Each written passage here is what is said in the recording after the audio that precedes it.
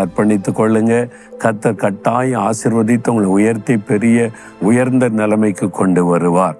நம்ம சில உலக பணக்காரர்களை குறித்தெல்லாம் பார்க்கிறோம். அதே அமெரிக்கா தேசத்துல பெரிய பெரிய பிஸ்னஸ் பண்றவங்க, நல்ல கர்த்தருடைய பிள்ளைகள், நீதியா நேர்மையா பிஸ்னஸ் பண்ண பெரிய கோடீஸ்வரங்கள்லாம் இருக்கிறாங்க. அமெரிக்காவில் மட்டும் இல்லை, எல்லா தேசத்துலையுமே இருக்கிறாங்க, இந்தியாவில் இருக்கிறாங்க.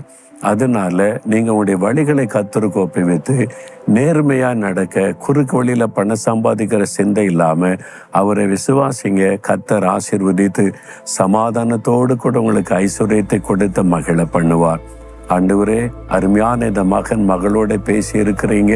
பண தேவையில் இருக்கிறாங்க, வறுமையில் இருக்கிறாங்க. இந்த பண கஷ்டம் நீங்கணும், அவருடைய வாழ்க்கையில செழிப்பும் நன்மையும் உண்டாகணும். நீங்க அவங்களை ஆசீர்வதித்து அவருடைய கையின் பிரயாசத்தை பெருக பண்ணி செழிக்க பண்ணுங்க. இயேசுவின் நாமத்தில் ஜெபிக்கிறோம். ஆமேன், ஆமேன்.